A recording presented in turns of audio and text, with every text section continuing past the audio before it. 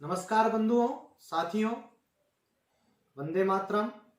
आज के इस विशेष परिचर्चा सत्र में आज हम बात करने वाले हैं मानव उत्सव प्रिय है, मानव उत्सव प्रिय है।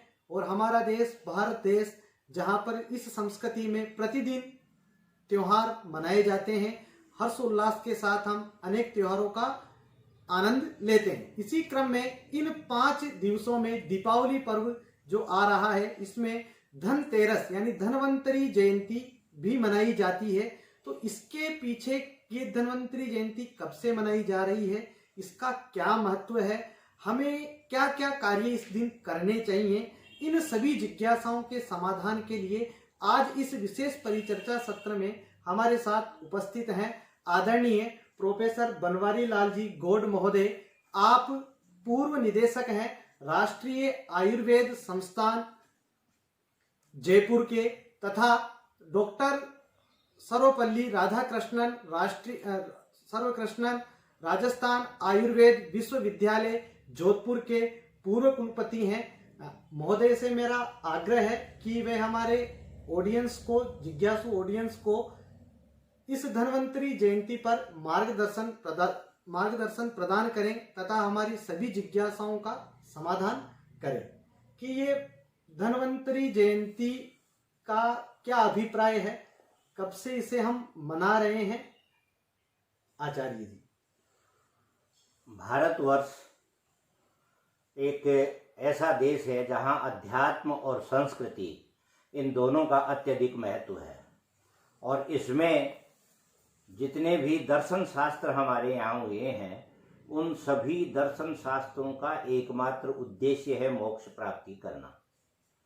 आयुर्वेद एक विशेष प्रकार का जीवन विज्ञान है, अतः जीवन से संबंधित संपूर्ण प्रक्रियाओं का किस प्रकार से हम निर्वाह कर सकते हैं, उसका ये विशेष प्रकार से विवेचन करता है।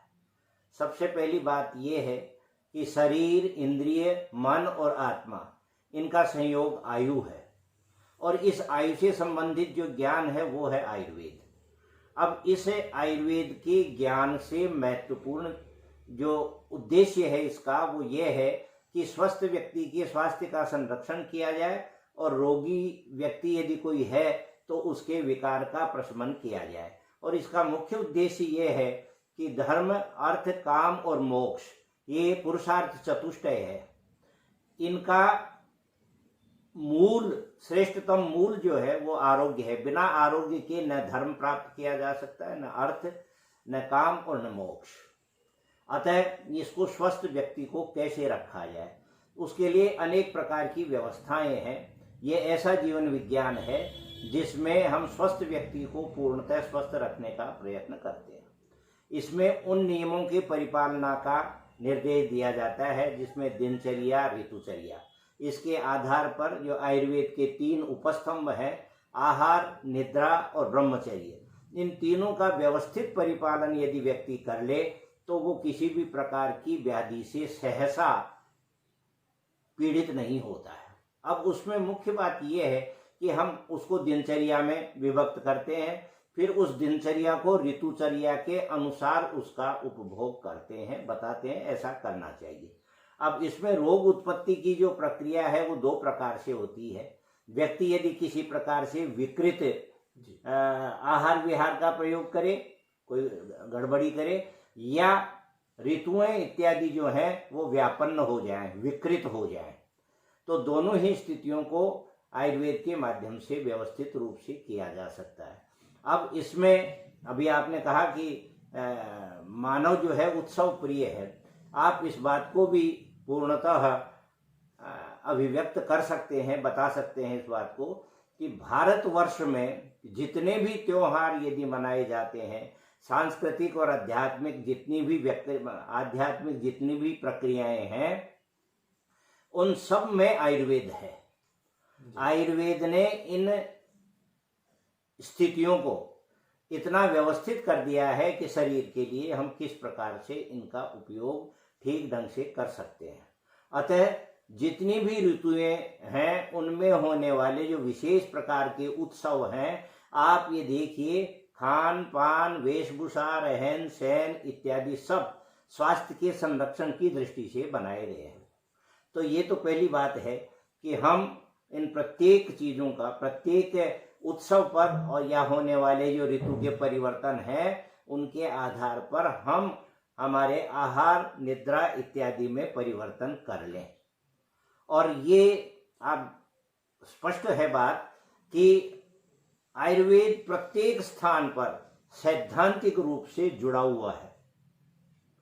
अब सबसे पहली बात, आपने जो प्रश्न किया कि धन्वंतरी त्रयोदशी का हम किस प्रकार से किस रूप में मनाते हैं। परंपराएं ऐसी हैं कि कोई न कोई मुख्य किसी अवसर को लेकर के या किसी देव या किसी विशिष्ट व्यक्ति को लेकर के उसके जीवन के आधार पर हम उसके जीवन को आदर्श मानकर उसके अनुरूप कुछ क्रियाएं करने का प्रयत्न करते हैं। आयुर्वेद में धन्वंतरी को भगवान के रूप में माना जाता है और ये ऐसे भगवान हैं जो हमको स्वास्थ्य प्रदान करते हैं। जरा, रोग, मृत्यु इत्यादि को दूर करके, उनके भय को दूर करके और निरंतर रूप से शरीर में स्वास्थ्य का अनुवर्तन करते रहते हैं, ये इनके सिद्धांत निर्दिष्ट किए गए हैं। अब हम कब से मनाते आ रहे हैं, इससे पहले हम ये देख लें कि वास्तव में धन्वंतरी कौन थे। एक बात मैं यहाँ कहना चाहूँगा कि धन्वंतरी का आविर्भाव मानते हैं जी, और उनका जन्म स्वीकार नहीं करते और कहते हैं समुद्र मंथन से वह प्रकट हुए। विष्णु का अवतार भी मानते हैं। विष्णु का अंश तो है ही है। और दूसरी बात यह है कि समुद्र मंथन से 14 रत्नों की हमको प्राप्ति हुई जी। और इन 14 रत्नों में सबसे पहला जो प्राप्त हुआ वो है हालाहल विष। और उस विष को निकालने के बाद भगवान शिव ने पिया और इसको कंठ में धारण किया। एक विशेष प्रकार का इसका वर्णन है और इसका विवेचन भी है, विश्लेषण भी है।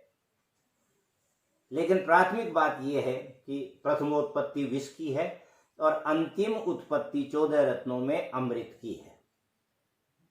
अब उस अमृत के साथ भगवान धन्वंतरी का आविर्भाव हुआ, वो अमृत लेकर के प्रकट हुए हैं।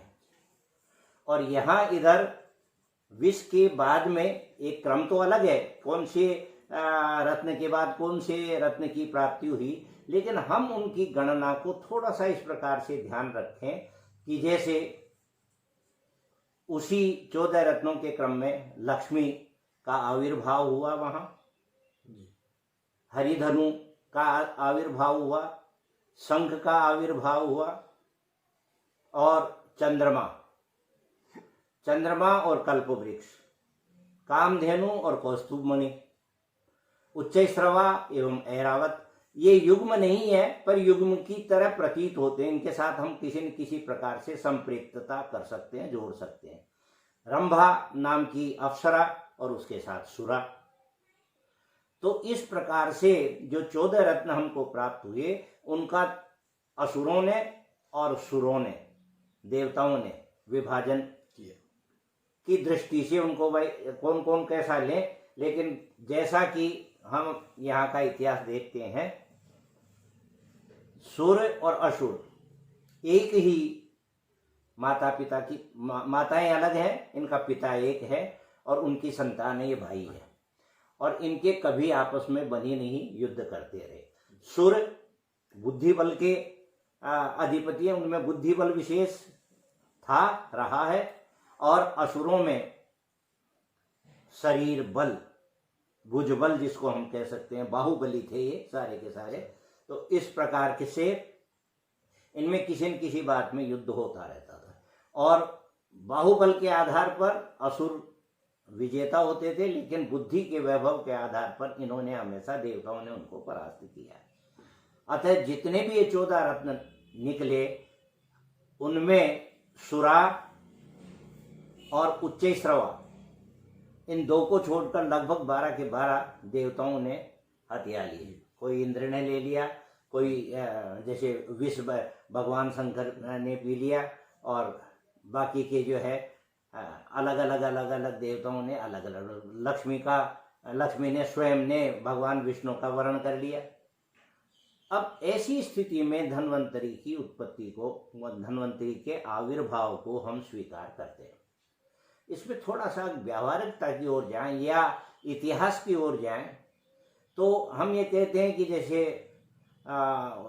पर्वत का तो मथानी बनाई और शेषनाग का उसके नेति बना करके एक तरफ असुर और एक तरफ सुरों ने उसका मंथन किया। इसको यदि हम व्यावहारिकता में ले जाएं या वैदिक इतिहास को देखें तो 12 महासंग्राम हुए हैं इनमें, देवताओं में और असुरों में। वेद मर्मज्ञ विद्वान पंडित मधुसूदन जी ओझा, जो पिछली शताब्दी में यहाँ जयपुर में ही उनका अस्तित्व था, जयपुर में उन्होंने अध्ययन अध्यापन और सारे संपूर्ण कार्य वहीं संपन्न किए। उन्होंने वेदों पर बहुत कुछ लिखा है। तो उन्होंने लिखा है कि 12 संग्राम हुए, उनमें 12 में भी महासंग्राम हुए 12, उन 12 में भी 4 और भी अधिक बड़े युद्ध थे जिनका नाम था हालाहल, कोलाहल, आड़ीबक और समुद्र मंथन। तो ये समुद्र मंथन कोई समुद्र का मंथन नहीं है, बल्कि एक युद्ध है जो देवताओं में और असुरों में हुआ। और इसका स्थान भी ऐतिहासिक दृष्टि से ये देखें तो त्रिपोली और असीरिया या सीरिया का जो प्रदेश है उस स्थान पर ये युद्ध हुआ है। और उस युद्ध में ऐसी संभावना व्यावहारिक रूप से अभिव्यक्त की जा सकती है कि देवताओं में असुरों में जब युद्ध हुआ तो कहीं निर्णायक स्थिति में नहीं पहुंचे, या जो महत्वपूर्ण वस्तुएं उस युग में थी तो उन्होंने सोचा कि इनको आपस में बांट करके हम समझौता करके और इस युद्ध को समाप्त कर दें। तो ये एक महत्वपूर्ण विचार इस संदर्भ में है। और पहली बात यह है कि समुद्र मंथन वैदिक काल में देवताओं और असुरों में किया गया एक युद्ध का नाम है। और उस युद्ध के समय धन्वंतरी विशेष रूप से उनका योगदान रहा। क्यों? कि वे जीवनदाता थे और एक बहुत ही श्रेष्ठ चिकित्सक थे, शल्य चिकित्सक भी थे और काय चिकित्सक भी थे, संपूर्ण प्रकार की प्रक्रियाएं संपन्न करने में दक्ष थे। और उससे भी बड़ी बात यह है कि अमृत के निर्माण की प्रक्रिया का उनको ज्ञान था। उनके परंपरा में उनके शिष्य में सुश्रुत ने जो सुश्रुत संहिता लिखी, उस सुश्रुत संहिता में भी 24 प्रकार के सोम निर्माण की प्रक्रिया का निर्देश किया। तो कहने का तात्पर्य यह है कि धन्वंतरी, भगवान धन्वंतरी ने उस समय उस समुद्र मंथन युद्ध के समय किसी विशिष्ट भूमिका का निर्वाह किया और इस दृष्टि से वो एक ऐतिहासिक पुरुष के रूप में उनका आविर्भाव हुआ। अब हम इसको दूसरी पौराणिक दृष्टि में जो अनेक प्रकार के विवेचन है उन दृष्टि से देखें तो वो जैसे भागवत में भी है और ब्रह्मवैवर्त पुराण में भी है, दूसरे पुराणों में भी है, लेकिन हरिवंश पुराण में दूसरे प्रकार से इसका वर्णन है। और हरिवंश पुराण में ये कहते हैं कि समुद्र से अब्जदेव प्रकट हुए। अब ये समुद्र से अब्जदेव प्रकट हुए, इसका तात्पर्य ये भी हो सकता है कि समुद्री किनारे किसी विशिष्ट स्थान पर देवतुल्य महान पुरुष अब्जदेव हुए। क्योंकि गंगायाम घोषे से, जैसे संस्कृत के विद्वान मानते हैं कि गंगायाम घोषे, गंगा में झोंपड़ी की तात्पर्य है गंगा के किनारे, तो हो सकता है कि वहाँ समुद्र में या पानी में उत्पन्न होने की दृष्टि से ये भगवान अब्जदेव का आविर्भाव वहाँ हुआ। और उन्होंने यज्ञ में अपना भाग मांगा। तो भगवान विष्णु ने कहा, वो विष्णु के अंश थे, उन्होंने कहा ये तो सब देवताओं को दिए जा चुके हैं, बाकी चीजें भी दी जा चुकी है, आप अपने वैभव से विशिष्ट प्रकार की प्रक्रिया के माध्यम से अपना महत्व प्रदर्शित करें और आपको उसी प्रकार से देवत्व की प्राप्ति होगी। उधर वहाँ काशी में, काशी को बसाया राजा काश ने, और काश के पुत्र थे धन्व, उनके कोई पुत्र नहीं था, तो उन्होंने यज्ञ किया और दूसरे प्रकार की अनेक प्रकार की जो विधाएं हैं वो की, तथा उन्होंने एक प्रकार की याचना की ईश्वर से, प्रभु से, कि मुझे ऐसी संतान दे जो श्रेष्ठतम स्वरूप में अपने आप को यहाँ इस संसार में स्थापित कर सके। तो उनके फिर जन्म लिया, जिस भव्य देव स्वरूप संतान ने जन्म लिया वो धन्वंतरी कहलाए। तो धन्व के पुत्र थे, धन्वंतरी कहलाए। दूसरा, उन्होंने वहां जन्म लेने के बाद शल्य चिकित्सा में श्रेष्ठतम स्वरूप लिया। एक लंबी इसकी प्रक्रिया है, पर धनु नाम शल्यम तस्य पारम इयर्ति गच्छतीति धन्वंतरी, ये हम इसकी विश्लेषण करते हैं, व्युत्पत्ति करते हैं। अब उस काशी में वहां इस प्रकार से उन्होंने आयुर्वेद का प्रचार प्रसार किया। वही नहीं बल्कि उनका धन्वदेश तक, धन्व जांगल प्रदेशों को, उन प्रदेशों को भी कहते हैं जो ये कैस्पियन सागर या उसके आसपास के जो स्थान है, ऐसा जो प्राचीन इतिहासकार हैं, वैदिक इतिहासकार हैं, उन लोगों का मानना है कि कैस्पियन सागर, एशिया और उन ऐसे स्थलों पर, सीरिया इत्यादि स्थलों पर जहां असुर रहा करते थे, वो स्थान इस दृष्टि से हैं। तो इनका प्रभाव वहां तक भी था चिकित्सक होने से। अब इनके वंश में आगे इनके पौत्र भीमरथ के पुनः दिवोदास उत्पन्न हुए। अब कहते हैं कि दिवोदास नाम से वेदों में उल्लेख है, लेकिन वो दिवोदास अलग है। इन धन्वंतरी का वेदों में कहीं उल्लेख नहीं है, भगवान धन्वंतरी का वेदों में कहीं उल्लेख नहीं है। इसका तात्पर्य ये है कि पुराणों के आविर्भाव के बाद, अर्थात ईसा पूर्व की 1000 शताब्दी से पहले, बल्कि लोकमान्य तिलक तो इनका काल ईसा पूर्व 6000 से भी पहले का मानते हैं।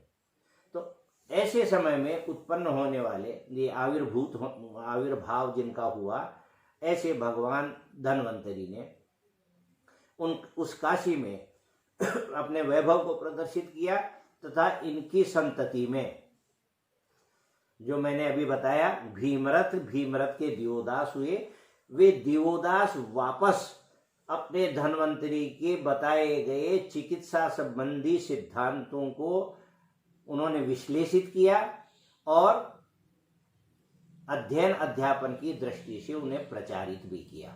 तो इनके पास अलग अलग स्थानों से, अलग अलग देशों से आकर के विद्वानों ने अध्ययन प्राप्त किया। उस अध्ययन में ये शल्य चिकित्सा का प्राथमिक रूप से अध्ययन करवाया है इन्होंने, और उसके बाद दूसरे अन्य काय, बाल, ग्रह, ऊर्ध्वांग, शल्य, दंष्ट्रा, जरा, वृष, ये जो 8 अंग आयुर्वेद में बताए गए हैं, या अनेक प्रकार की जो वर्तमान में हम चिकित्सा पद्धति की विशेषताएं देखते हैं, वे संपूर्ण विशेषताओं से युक्त अध्ययन अध्यापन इन्होंने करवाया।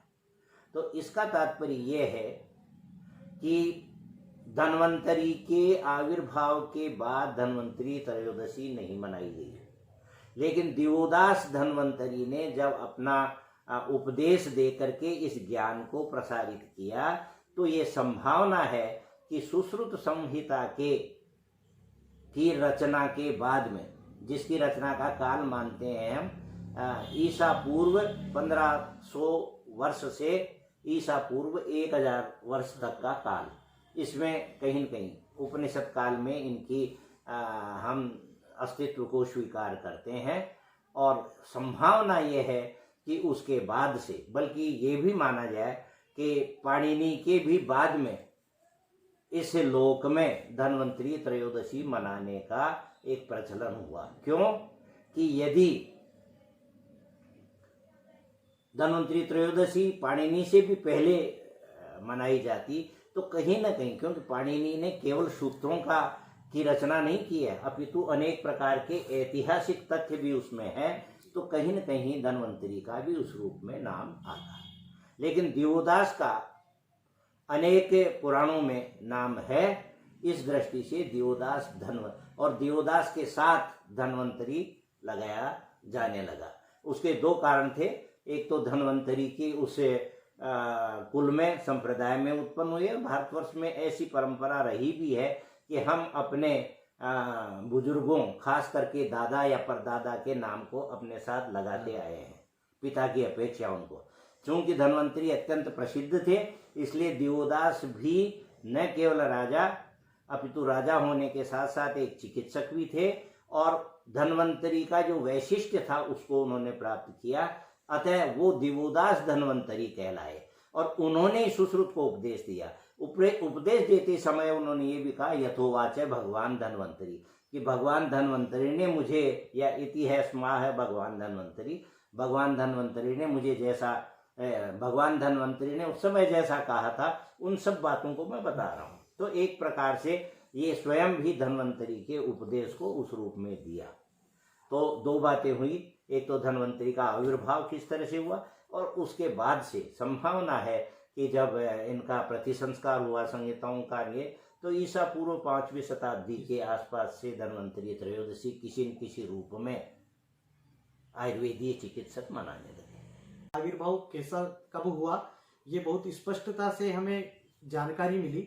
आगे हम यह जानना चाहते हैं कि इस धन्वंतरी जयंती से ही कौन से करणीय कार्य हैं जो स्वास्थ्य के लिए हमें सभी को करना चाहिए, या किस प्रकार से हमारी इम्यूनिटी बढ़ाने के लिए अभी से में कौन कौन से करणीय कार्य हैं आयुर्वेद की दृष्टि से जो जन सामान्य को करना चाहिए।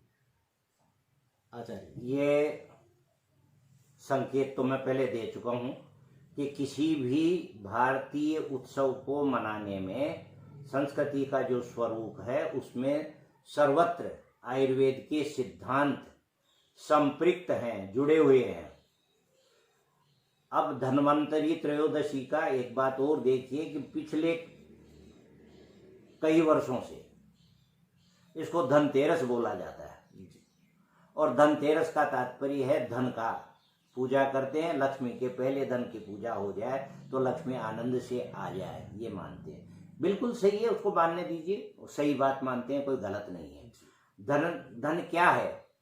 आयुर्वेद में चरक संहिता में 3 प्रकार की ऐषणाएं बताई कि हमको 3 चीजों के लिए प्रयत्न करना चाहिए।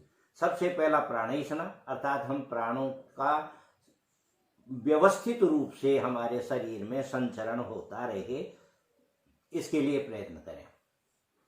दूसरी ऐषणा है जिसकी इच्छा हम कर सकते हैं, जिसके लिए हम प्रयत्न कर सकते हैं, वो है धनैषणा, अर्थात प्राणों के परिपालन के लिए धन की आवश्यकता है। और उसके लिए वो कहते हैं कि ऐसे बहुत से कार्य हैं जिनको करते हुए हमको धन प्राप्त करना चाहिए। लेकिन आचार्य उसमें एक सिद्धांत लगा देते हैं, सताम अविगर्हितानि, ऐसे कर्म करें जिनकी सज्जन व्यक्ति निंदा नहीं करते हों, अर्थात सज्जन व्यक्ति जिसकी निंदा करें, इस तरह से धन नहीं कमाया जाए। ऐसे ही आगे हम देखें तो मुमुक्षुणाम उदयनानि कहते हैं चरक शारीर स्थान में कि हम मोक्ष प्राप्ति के लिए क्या क्या प्रक्रिया है। तो उसमें एक बात ये भी है कि धन हम उतना ही लें जितना हमारी आवश्यकताओं की पूर्ति हो जाए, ये तो एक प्राथमिक स्थिति है। लेकिन ये संसार है, इसमें 5 भौतिक शरीर है। हम जहाँ भौतिकता में आते हैं तो लोगों का रुझान धन की तरफ, सुख सुविधाओं की तरफ विशेष रूप से बढ़ता है। हमारे शरीर का भी एक सामान्य, मन और शरीर दोनों का अनुकूल वेदनीयम सुखम और प्रतिकूल वेदनीयम दुखम, तो हर स्थिति में हमारा शरीर अनुकूलता चाहता है। अब अनुकूलता ज्यों ज्यों अधिक मिलती जाती है, व्यक्ति उतना ही अनुकूलताओं की ओर चला जाता है, स्वास्थ्य की तरफ ध्यान कम देता है। इसलिए धन्वंतरी त्रयोदशी को लोग केवल धन की पूजा की दृष्टि से ही अपने आप को आत्मसात करके मनाने लग गए। वस्तुतः जितनी भी हम प्रक्रियाएं करते हैं, यदि सूक्ष्मेक्षण करें, सूक्ष्म दृष्टि से देखें, तो सारी की सारी प्रक्रियाएं शरीर के लिए भी हैं। देखिए, प्रतिदिन हम हमारे घर को स्वच्छ करते हैं, इसके बावजूद भी जब दिवाली पर विशेष प्रकार का स्वच्छता अभियान चलाते हैं तो श्रेष्ठतम सुंदर दिखाई देने वाली स्वच्छतम अट्टालिकाओं में भी कहीं न कहीं से कचरा निकल के बाहर आता है। तो वैसे ही हमारे शरीर में हम प्रतिदिन दिनचर्या के परिपालन को व्यवस्थित रूप से करते रहते हैं, तो भी अनेक प्रकार के दोष या मल संसक्त होकर शरीर में कहीं न कहीं संस्थित रहते हैं, स्थित रहते हैं, इकट्ठे हो जाते हैं। इसलिए वो कचरा बाहर निकालना ही है। तो अभी भी भारतवर्ष में इस प्रकार की प्रक्रिया और परंपरा का प्रचलन है कि हम हमारे घर और मार्ग इत्यादि की स्वच्छता करने के साथ साथ हमारे शरीर को भी स्वच्छ करें। इसलिए आज के पहले तक और अब भी बहुत से लोग इस बात को जानते हैं कि शरीर शुद्धि के लिए पंचकर्म का प्रयोग किया जाता है, जिसमें खास करके वमन और विरेचन। और इसके लिए हम ये भी देखते हैं लोगों में प्रचलित है कि जुलाब ले लेना चाहिए इस दीपावली आने से पहले, तो वो हम करते हैं शरीर की शुद्धि। अब आप दूसरी बात ये देखिए कि धनतेरस कैसे मनाएंगे, आप धन कैसे उपार्जित करेंगे, आपका शरीर स्वस्थ रहेगा तो उपार्जित करेंगे। इसलिए हम लोग इस त्योहार पर क्या करते हैं, इस त्योहार पर पकवान बनाते हैं। आपकी देख ऐसा नहीं है कि हमारे त्योहारों पर पकवान नहीं बनाते हो, लेकिन आप ध्यान से देखिए इस समय बनाए जाने वाले पकवान या होली पर बनाए जाने वाले पकवान या शीतलाष्टमी पर बनाए जाने वाले पकवान या अन्य त्योहारों पर बनाए जाने वाले पकवान जो है उनमें अंतर है। ये गरिष्ठ और पुष्टि प्रदान करने वाले होते हैं। क्यों? कि हमारे यहाँ इस बात का ज्ञान है, आयुर्वेदीय सिद्धांत का ज्ञान है कि शीत ऋतु में व्यक्ति के शरीर की अंदर की जो जठराग्नि है वो प्रबल होती है। आचार्य चरक कहते हैं शीते शीतानिल स्पर्श संरुद्धो बलिनाम बलि, और ये पक्ता भवति मात्रा द्रव्य गुरु क्षमा। शीत ऋतु में अंदर की ओर आपके बाहर का एक प्रकार से शीत से आच्छादन अवरोध हो जाने से अंदर की गर्मी अंदर होती है। एक समझाने का व्यावहारिक प्रक्रिया है, अन्यथा वैज्ञानिक दृष्टिकोण प्रामाणिकता के साथ आचार्यों ने निर्दिष्ट किया है।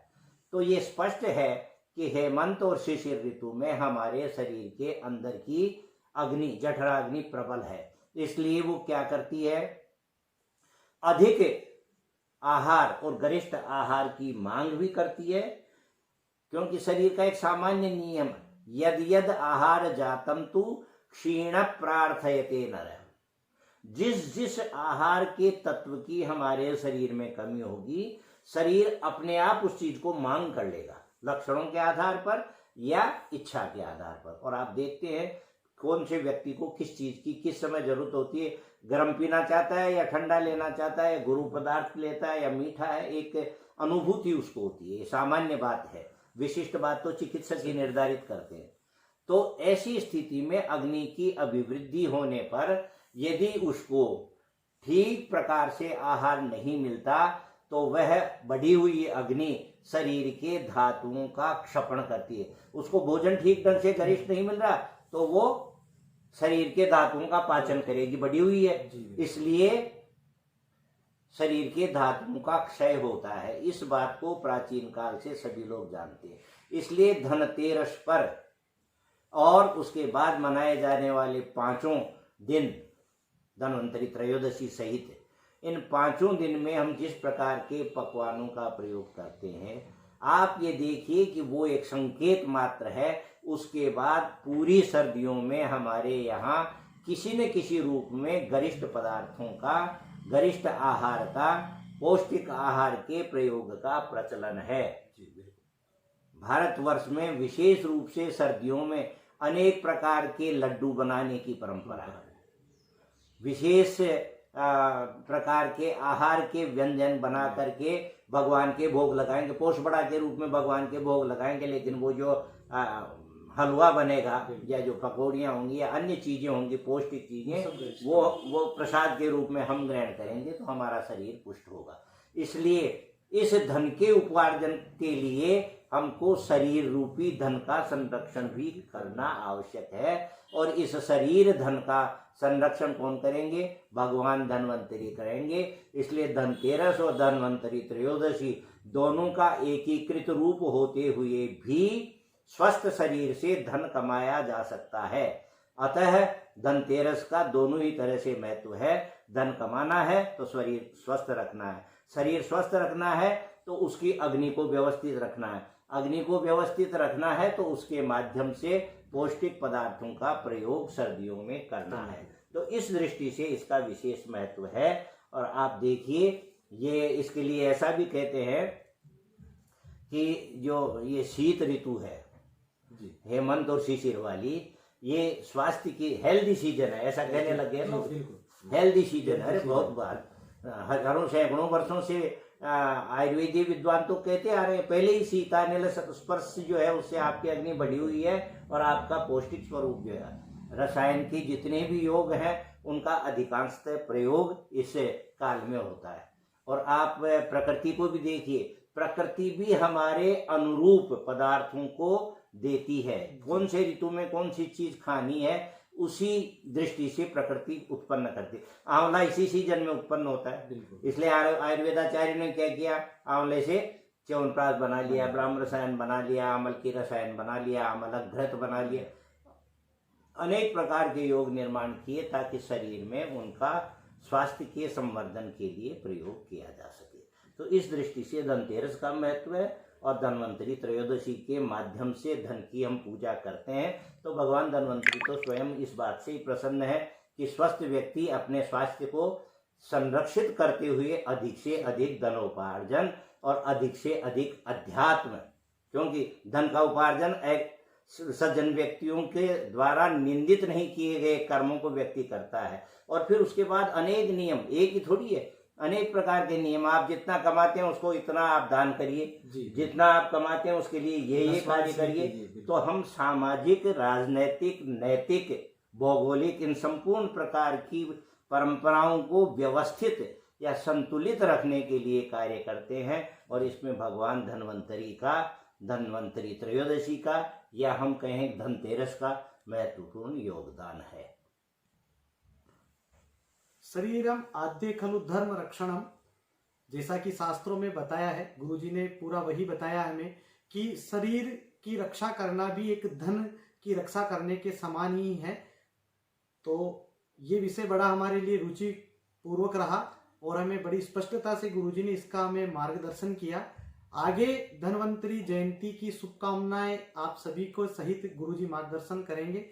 अंत में गुरुजी आप हमें मार्गदर्शन करें कि हमें किस प्रकार का व्यवहार करना चाहिए और किस आहार पद्धति के द्वारा व्यवस्थित रहना चाहिए।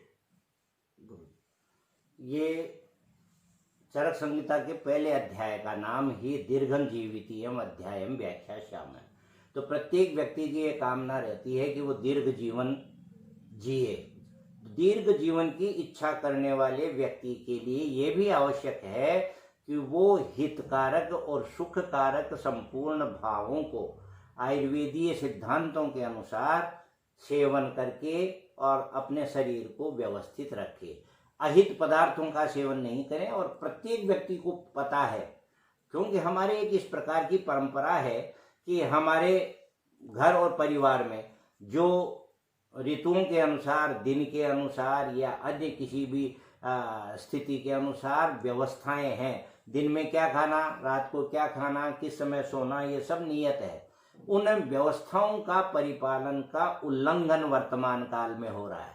वर्तमान काल में व्यक्ति कब सोता है, कब उठता है, किस समय व्यायाम कर, शरीर चेष्टा या चेष्टा स्थैर्यार्था बलवर्धिनी, किस समय व्यायाम करना चाहिए, किस समय नहीं करना चाहिए, मलत्याग किस समय, संपूर्ण नियम जो जितने भी निर्दिष्ट किए हैं प्राचीन आचार्यों ने, बल्कि हम यूं कहें कि प्राचीन आचार्यों ने तो जितने भी बताए वो सारे के सारे समाज को समर्पित कर दिए। तो समाज और परिवार में जो स्वास्थ्य के नियम, या जिनको हम कहें कि जो अच्छे नियम, जिनको छुपकर नहीं करना पड़े, ऐसे संपूर्ण श्रेष्ठ कार्यों को संपन्न करना चाहिए। हम हितकारी भावों को और परोपकारी स्वरूप को ध्यान में रखते हुए यदि नियमों का परिपालन करें तो हम स्वयं भी स्वस्थ रहेंगे, परिवार को स्वस्थ रखेंगे। परिवार स्वस्थ रहेगा तो हमारा परिकर स्वस्थ रहेगा, समाज स्वस्थ रहेगा, समाज स्वस्थ रहेगा, प्रांत स्वस्थ रहेगा, प्रांत स्वस्थ रहेगा तो हमारा देश स्वस्थ रहेगा। इसलिए संपूर्ण देश का परस्पर एक दूसरे से स्वास्थ्य का संरक्षण की संबद्धता है। हम किसी विकृति को संचारित नहीं करें। जैसे कोरोना व्याधि इस समय चल रही है तो उसके संक्रमण को हम रोकें, ऐसी व्यवस्था हो। और अन्य जो स्वास्थ्य कारक रसायन सेवन इत्यादि नियम हैं उनका परिपालन करें। पौष्टिक और हितकारक पदार्थों का प्रयोग प्रतिदिन करना चाहिए। इस ऋतु में देखिए ईश्वर की कृपा है कि आयुर्वेद ने श्रेष्ठतम च्यवनप्राश और ब्राह्म रसायन हमको दिए हैं। अनेक प्रकार के योग जिनका मैं यहाँ उल्लेख नहीं करना चाहूँगा, लेकिन चिकित्सक के परामर्श से सर्दियों के दिनों में विशेष प्रकार की औषधियों का सेवन करने का विधान है, जो शरीर में रोग प्रतिरोधक क्षमता का अभिवर्धन करते हैं, शरीर में ज्यादा ऊर्जा प्रदान करते हैं, अधिक लंबे समय तक और श्रेष्ठता पूर्वक कार्य करने की शक्ति प्रदान करते हैं। एक वयस्थापन नाम से आयुर्वेदीय औषधियों का समूह है, और वहाँ वयस्थापन का तात्पर्य है कि तरुणता का स्थापन कर देना। एक 80 वर्ष का व्यक्ति भी ये चाहता है कि मैं जवान की तरह संपूर्ण कार्यों को संपन्न करूं। व्यक्ति की उम्र तो अधिक दे दी, और यदि रोगकारी स्वरूप में उसका शरीर है तो वो दुखी ही होता है। यदि स्वस्थ रहता है तो समाज के लिए भी हितकारी रहता है, परिवार के लिए भी हितकारी रहता है, और अपने स्वयं के लिए भी। अतः इस धन्वंतरी त्रयोदशी पर हमको हमारे स्वास्थ्य के संरक्षण के संपूर्ण उपायों को, जिनमें आहार, निद्रा और ब्रह्मचर्य 3 चीजें हैं, इन तीनों का नियमानुसार पालन करें। जो आहार भी लेना है, जिस समय आहार लेना है, जिस समय निद्रा लेनी है, जिस समय उठना है, जिस समय व्यायाम करना है, ब्रह्मचर्य का परिपालन किस प्रकार से करना है, नैतिकता का पूर्ण रूप से अनुपालन करना है, दुराचार नहीं करने हैं, ये संपूर्ण उपदेश भगवान धन्वंतरी देते हैं। और हमारे लिए इस समय एक ये भी प्रसन्नता की बात है कि भारत सरकार ने 2016 से इस धन्वंतरी त्रयोदशी को आयुर्वेद दिवस के रूप में घोषित किया। यद्यपि हम वर्षों से मनाते आ रहे हैं, लेकिन आयुर्वेदज्ञ मनाते आ रहे हैं, दूसरे लोग धनतेरस के रूप में मनाते आ रहे हैं, लेकिन संपूर्ण विश्व में ये आयुर्वेद दिवस के रूप में मनाया जाता है। और इस साल ये 5वां आयुर्वेद दिवस है। इस आयुर्वेद दिवस को सभी लोग स्वास्थ्य की संरक्षण की दृष्टि से मनाते हुए अपने जीवन को व्यवस्थित करें। इसी आशा के साथ सभी को इस धन्वंतरी त्रयोदशी की शुभकामनाएं। भगवान धन्वंतरी आपको स्वस्थ रखें और अधिक से अधिक ऊर्जा दें, ताकि आप धन भी अधिक प्राप्त करें। अधिक धन प्राप्त करें तो अधिक परोपकार करेंगे, और अधिक परोपकार करेंगे तो आपको इहलोक में भी सुख प्राप्त होगा और परलोक में भी सुख प्राप्त होगा। धन्यवाद, अभिनंदन। धन्यवाद गुरुजी, प्रणाम। आपने हमें अमूल्य समय निकाल कर हमें समय दिया, इसके लिए आपका हार्दिक आभार, अभिनंदन। फिर मिलेंगे नए वीडियो में। दीपावली की हार्दिक शुभकामनाएं। मेरे साथ कैमरे के पीछे हैं राजकुमार जी। नमस्कार, धन्यवाद, वंदे मातरम।